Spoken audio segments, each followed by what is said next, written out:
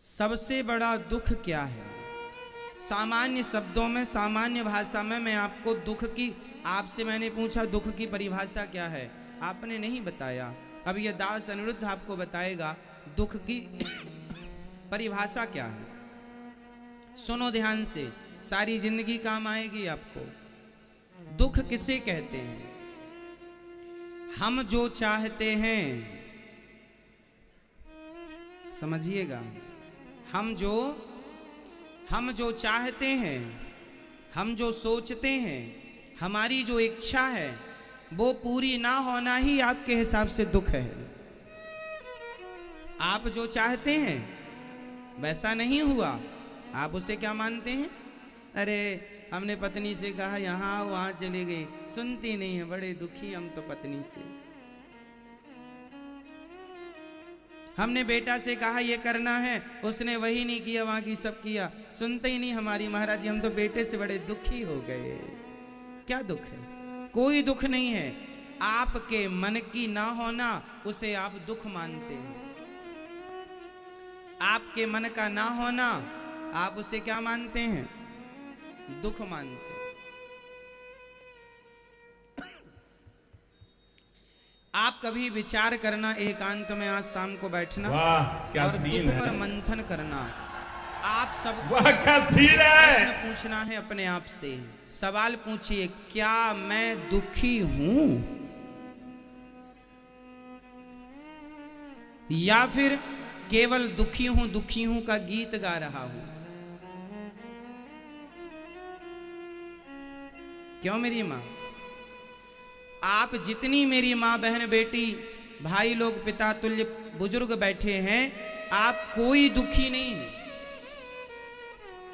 कोई दुख है ही नहीं आपके जीवन में, बस मान रखा है कि हम दुखी हैं। ये दुख है। हमारे मन की इच्छाएं पूरी नहीं हो रही हैं, उसे हम दुख मान रहे हैं। इसलिए कहता हूं, दुखों से बचना है तो अपने मन को कंट्रोल करो, मन को साधो, मन की उथल पुथल को शांत करो, मन को बहिर्मुखी नहीं अंतर्मुखी बनाओ। और किसी और पर कंट्रोलिंग करने की जरूरत नहीं है, किसी पर निगरानी रखने की जरूरत नहीं है। यदि कंट्रोल करना है तो स्वयं के मन को करो, नजर रखनी है तो अपने मन पर नजर रखो। ये कहां कहां जा रहा है, क्या इसका वहां वहां जाना सही है? सही है? समझाना है तो मन को समझाओ अपने, डांटना है तो मन को डांटो अपने। मन की गति है अटपटी, झटपट लखे न कोय, मन की जब खटपट मिटे तो झटपट दर्शन होए। ये मन आपके सुख दुख का कारण है।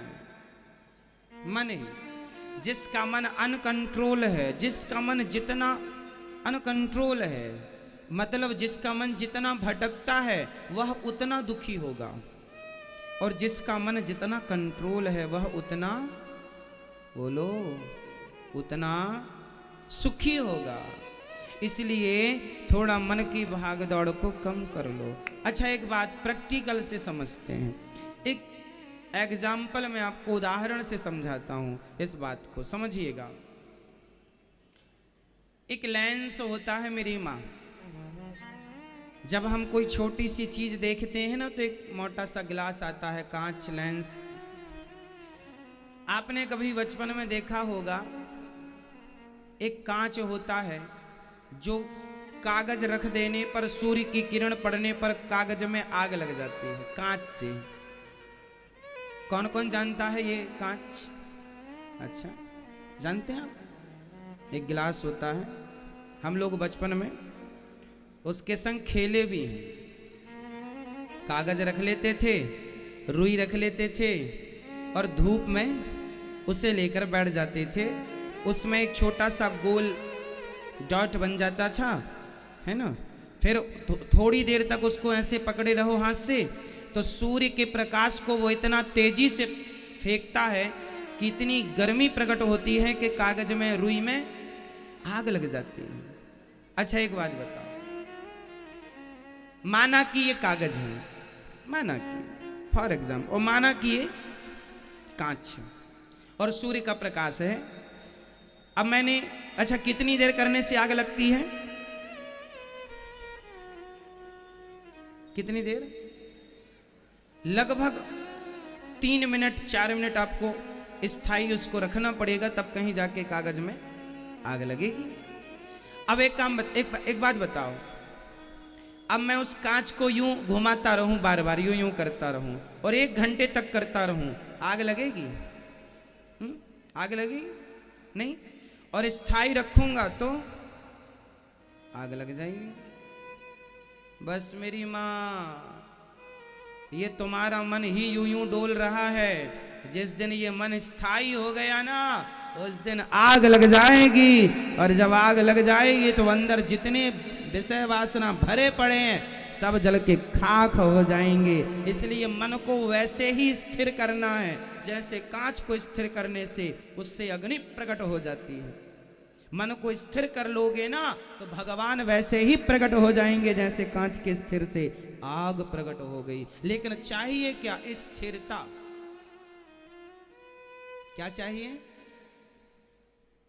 कंपन होता रहेगा, चंचल होगा, कांच हिलता रहेगा, कांच, उसका कोई प्रभाव नहीं। समझ रहे हैं?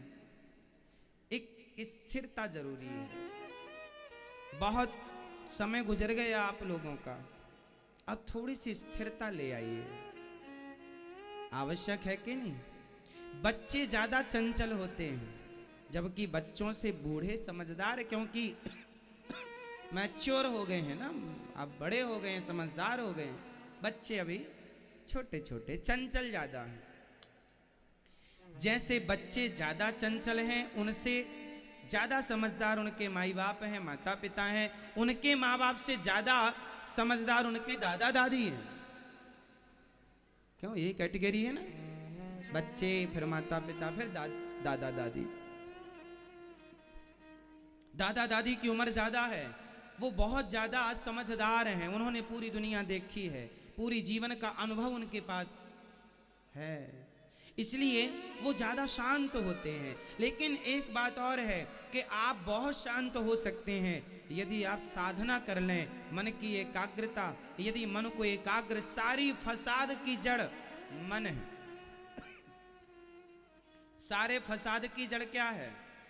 जोर से और जोर से। आपके दुख का कारण क्या है?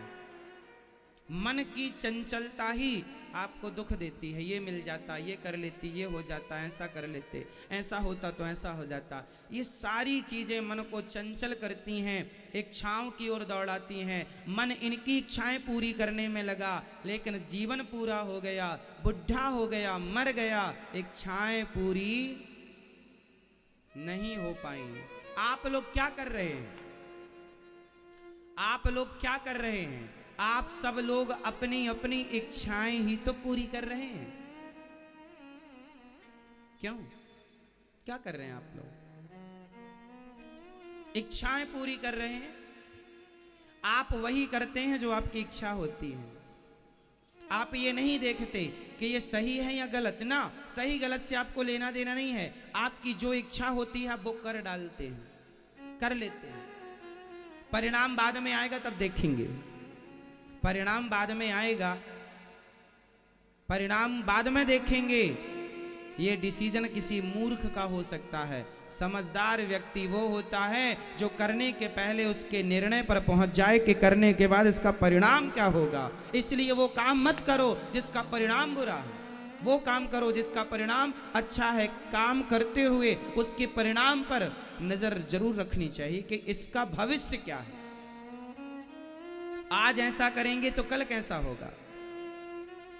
लेकिन आप भविष्य पर दृष्टि ना डालकर आप वर्तमान में खुश रहते हैं। जो मन में आया कर लिया। फॉर एग्जाम्पल, एक लड़का एक लड़का एक रास्ते चलती एक लड़की को उसने देखा, उसका मन बोला, उसके मन ने कहा इसे पकड़ लो, इसके साथ जबरदस्ती करो। उसने उसे पकड़ लिया, उसने उसके साथ जबरदस्ती की, और जब जबरदस्ती की तो लड़की ने चिल्लाकर लोगों को बुलाया, पुलिस को बुलाया, उसको जेल हो गई, जेल की सलाखों के पीछे। अब बताइए, उस लड़के ने वही किया जो उसके दिल ने कहा, मन ने कहा। काश उसने विचार किया होता कि ये जो मन कह रहा है ये गलत कह रहा है, क्यों पकड़ लें किसी को, क्यों किसी के संग छेड़खानी कर लें, इसका परिणाम क्या होगा, बदनामी हुई, जेल गया, सब कुछ खत्म, सारी जिंदगी, सारा जीवन खत्म हो गया, सारी जिंदगी के लिए चरित्र पर दाग लग गया। इसलिए वो मत करो जो मन कहता है, वो करो जो पहले छान लो।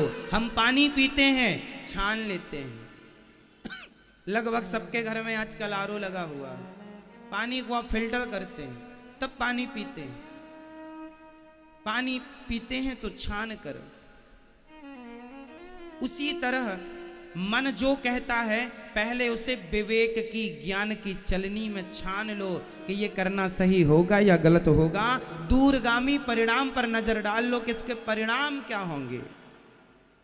बात समझ में आ रही है? जो मन में आया वो कर लिया, ये वो लोग करते हैं जो दो कौड़ी के लोग होते हैं। समझदार लोग वो नहीं करते, जो मन में आया कर लिया ना। विचार,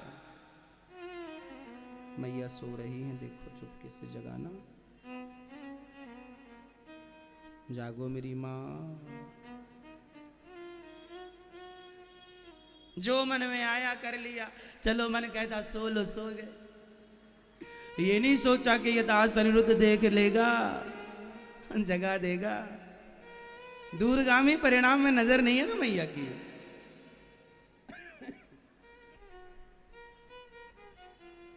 सोना मना है तो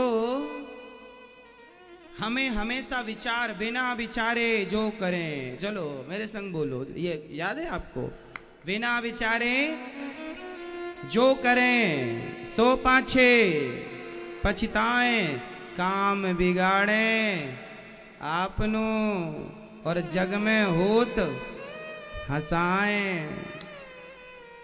इसलिए बिना विचारे जो करो पहले विचार करो। और आप ये याद रखो कि आप दुखी नहीं हैं। आज से आप ये गाना कभी नहीं गाएंगे कि मैं दुखी हूं। आज से आप ये गाना गाएंगे, रामचरितमानस में लिखा है, ईश्वर अंश जीव अविनाशी, चेतन अमल सहज सुख राशि। हम सुख के भंडार हैं, हम सुख की खान हैं, हम दुख की खान नहीं। सारे लोग चिल्लाते हैं हम दुखी हैं, दुखी हैं, दुखी हैं। अरे दुखी दुखी कहने से दुख बढ़ता है और सुखी सुखी कहने से सुख बढ़ता है। इसलिए हम सुखी हैं, हम दुखी नहीं हैं। छोटा मोटा तो चलता रहता है, वो तो संकट है, आएगा जाएगा, वो तो विपत्ति है, आएगी जाएगी। वो तो कष्ट है, बीमारी है, आएगा, दुख नहीं है। तो आज से कितने लोग हमेशा ये परिचय देंगे, ये कहेंगे कि मैं इस धरती पर सबसे सुखी इंसान, सबसे सुखी व्यक्ति स्त्री या पुरुष मैं ही हूं। सबसे सुखी कौन? हम सबसे, इस संसार में सबसे सुखी कौन है? हम सुखी हैं, हम सुखी हैं। बताइए हम सुखी हैं या नहीं? हाँ या ना? हैं। लेकिन आपने सुखी को क्या बना रखा है? आपने अपने पड़ोसियों को कई बार देखा होगा। कुछ पड़ोसी ऐसे होते हैं, उन्हें देखकर लगता है, वो कुछ लोग होते हैं समाज में जो रोते ही रहते हैं। उनके पास कुछ भी आ जाए, कितना भी मिल जाए, पर उनका रोना नहीं जाता। बोलो हाँ, या रोती रहते हैं, सब कुछ मिल गया, सब कुछ हो गया, फिर भी रोना है। एक बात बताएं, या आप हंस सकते हैं या आप रो सकते हैं। हंसेंगे तो भी गुजारा है और रोएंगे तो भी गुजारा है। अब निर्णय आपको लेना है कि हंस करके जिंदगी गुजारनी है या रो करके जिंदगी गुजारनी है। क्यों ना मुस्कुराकर जिंदगी गुजारी जाए और क्यों ना सुखी रहा जाए। बहुत सुखी है, हमारे पास भगवान ने सब कुछ दे रखा है। संतोष है तो सब कुछ है, संतोष नहीं है तो सोने की लंका होगी, फिर भी आप रोते रहेंगे। क्यों मेरी माँ, आपके जीवन में दुख है? अभी तो कह रही थी है। देखो 5-10 मिनट में ही आप लोगों का दुख गायब हो गया। तो ये भागवत ही है जो आपको सदा के लिए सुखी बना सकती है, ये भागवत। अब आपसे कोई पूछेगा आप दुखी हैं, आप नहीं कहेंगे, आप कहेंगे हम सुखी हैं। बेटा नहीं सुनता, बहू नहीं सुनती, ये तो सब नहीं ही सुनेंगे साहब। ये तो राम की नहीं सुने ये तो राम की ना सुने। बताओ, कैकई मां दशरथ जी जैसे पति की ना सुनी? सुनी? तो पत्नी सुनेगी, जैसी है वैसे ही स्वीकार कर लो साहब।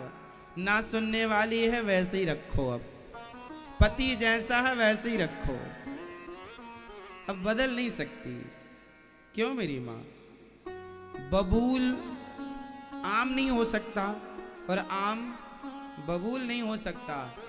कुछ लोग बदल जाते हैं, कुछ लोग सुधर जाते हैं, पर कुछ लोग हैं जिनका व्यवहार सारी जिंदगी लाख बार समझाने पर भी नहीं सुधरता। अब वो नहीं सुधरेंगे, उनके संग रहने की आप ही आदत बना लो। क्यों? सही। कुछ लोग नहीं बदलते, कुछ लोग बदल जाते हैं। जो बदल जाएं बदल लो, नहीं बदले तो फिर उनकी तरह आप रहो और सदा सदा सदा मुस्कुराते रहो, सदा खुश रहो, ये दुआ है हमारी। सदा सुखी रहना चाहिए, खुश रहने का कोई विकल्प नहीं ढूंढना चाहिए। वो आएगा तब सुखी रहेंगे, ये होगा, अरे खुश रह लो, बिंदास प्रसन्न रहा करो। क्यों जी, आप दुखी हैं? अभी तो कह रहे थे दुखी है, टेंशन रहती है। भागवत सुनने से सब हल्का हो जाएगा, निश्चिंत रहो। और कल की ज्यादा चिंता नहीं की, कल की प्लानिंग करनी चाहिए, कल की चिंता नहीं करनी चाहिए। भविष्य की क्या करनी चाहिए? जोर से, भविष्य की क्या करनी चाहिए? प्लानिंग। आप क्या करते हैं? चिंता। भविष्य की प्लानिंग करो, चिंता मत करो। आप प्लानिंग कम करते हैं, उल्टा करते हैं, आप हर काम उल्टा। प्लानिंग करो कल की, कैसे करना है, क्या करना है, कब करना है, प्लानिंग कल की करो। प्लानिंग हो, चिंता ना हो। चिंता चिता की तरह है। फर्क इतना है, चिता मुर्दे को जलाती है और चिंता जीते जागते इंसान को जलाकर भस्म कर देती। इसलिए चिता और चिंता, चिंता चिता तक पहुंचाएगी। इसलिए चिंतन क्या करेंगे? क्या करोगी मेरी मां? चिंतन। तो आज से आप लोग कभी ये नहीं कहेंगे कि हम दुखी हैं। जो है उसका जश्न मनाओ, जो नहीं है उसकी चिंता ना करो। जो है उसका जश्न मनाओ, जो है उसमें खुश रहो, जो नहीं है उसका रोना मत रो। आप में से ऐसे कितने लोग हैं जिनके पास इतना है कि आप उतने से खुश रह सकते हैं? बताओ, आपके पास ऐसा है ना कुछ जिससे आप खुश रह सकते हैं? है ना? खूब है। किस किस के पास है? हाथ उठा लो। आपके पास है खुश रहने का कोई? तो फिर उसमें खुश रहो जो है। जो नहीं है उसका दुख हम उसको पाइए, जो नहीं है उसको पाने की कोशिश करो, पर दुख ना मानो। प्लानिंग करो, परफेक्ट प्लानिंग के वो कैसे आएगा? दुख होने से, रोने से क्या मिल जाएगा? नहीं। समझ रही हो मेरी माँ? सब्जेक्ट पूरा हुआ। किस किस को पूरी बात समझ में आ गई? आपको नहीं आई मेरी माँ? आ गई? अच्छा, तो बताओ, आप दुखी हो कि सुखी हो? सुखी हो? सवेरे तो कह रही थी हम बड़े दुखी हैं महाराज।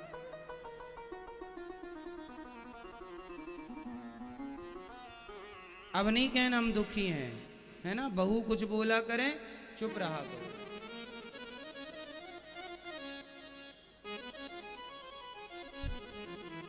एकदम चुप। कोई दुख ही नहीं है जीवन में। हम सबका कचरा इकट्ठा करने की लिए बैठ जाते हैं। उसने ऐसा कह दिया, उसने भी ऐसा कह दिया, उसने सारा कचरा इकट्ठा हो गया, फिर परेशान हो रहे हैं। इसलिए कचरा इकट्ठा ना करो। आपने अपने आप को डस्टबिन बना रखा है। सारा कचरा आने दो, आने। महाराज सास ने ऐसा कह दिया, पति ने ऐसा, ननद ने ऐसा, भौजाई ने ऐसा, फलाने ने ऐसा। सबका कहा याद है। हमने जो कहा वो याद है नहीं। आपने 3.5 घंटे कहा वो याद नहीं है, और सास ने केवल 2 मिनट कहा था वो याद है। सास ने 2 मिनट जो कहा वो याद है, और ये दास अनिरुद्धाचार्य ने 3.5 घंटे कहा वो याद नहीं है। सास की बातें याद रखोगी तो सदा वो बातें रुलाएंगी, और ये दास अनिरुद्धाचार्य की बातें याद रखोगे या रखोगी, ये बातें सदा आपको सुख देंगी। दुनिया जगत की बातें रुलाने वाली होती हैं, और भगवान की बातें, सत्संग की बातें हमेशा प्रसन्नता देने वाली होती हैं। अब आपको याद कौन सी बातें रखनी है? पति की बात याद रखोगी तो रोना आएगा, उसने ऐसा कह दिया था, ऐसी उम्मीद नहीं थी आपसे, सोचा नहीं था कि आप भी ऐसा कहेंगे, ऐसा करेंगे। ऐसे ही होता है। आपने जो सोचा नहीं था वही होता, और जो सोचते हैं बस वही नहीं होता।